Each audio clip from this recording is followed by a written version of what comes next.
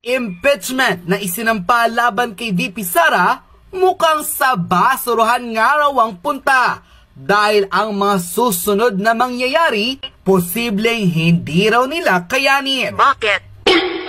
Ito ang naging babala ng maraming supporter ni Vice President Sara Duterte sa mga taong naghain sa kanya ng sunod-sunod na impeachment cases na tila inihabol pa bago matapos ang taong 2024. Kahit raw alam ng publiko na marahil nasa likod nito ang House Speaker na si Martin Romualdez na maugong ng sinasabi noon pa man na gustong maging Pangulo o Prime Minister ng bansa, mukhang hindi raw uubra sa mga posibleng abogado ni VP Sara ang mga kasong isinampa sa kanya.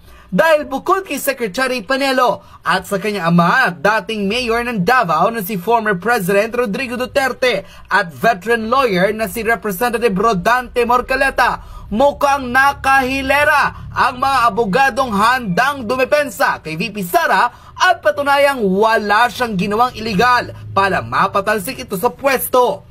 Lumutang ang pangalan ng mga veteran lawyers katulad na lamang ng kanyang asawa na si Attorney Manasseh Scarpio na posibleng maging abogado raw ni VP Sara.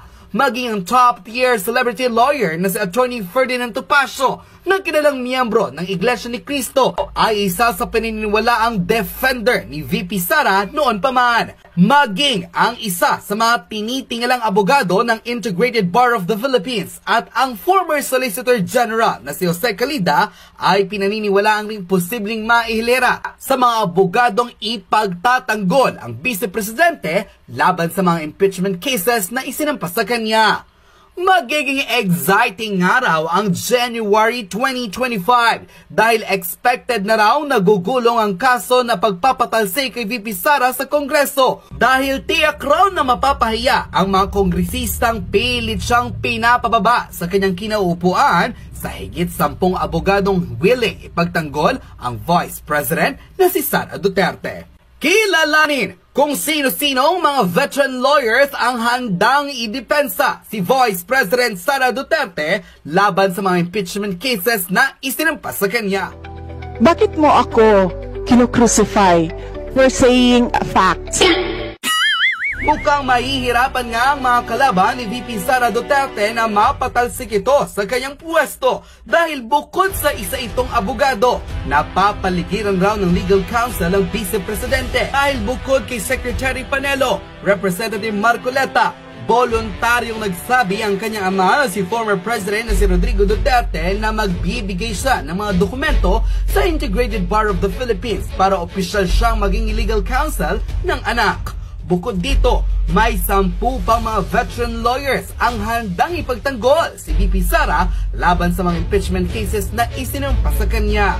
Kabilang dito ang kanyang kabiyak at isa ring veteranong abogado na si Attorney Manasseh Scarpio, PDP Laban members and senatorial aspirant Attorney Jimmy Bondo, Attorney J.V. Hinlo, Attorney Raul Lambino, and former Executive Secretary Attorney Vic Rodriguez. Nakahilera rin sa mga di-umano'y defender ni VP Sara ang tinaguriang big boy at executive secretary ni former President Duterte na si Attorney Salvador Merjaldea, Attorney Silvestre Bello, former press secretary Attorney Trixie Cruz Angeles, top-tier celebrity lawyer Attorney Ferdinand Topacio, and former Solicitor General and top-calibrated lawyer Attorney Jose Calida. Sila lang naman ang posibleng makaharap ng marami sa mga kongresistang naghain ng impeachment cases laban kay VP Sara na ayon mismo sa ilang mga veteranong abogado, mukhang mahihirapan silang mapatalsik ito sa pwesto. Gayunpaman, naniniwala ang taong bayan na walang iligal na ginawa si VP Sara para mapatanggal ito sa kanyang kinauupuan. Malinaw na political harassment lamang ang ginagawa sa kanya dahil ngayon pa lamang, naghahanda na raw ang mga ganid demonyong politiko na papatalsik ang next big thing sa 2028 presidential election. Bakit?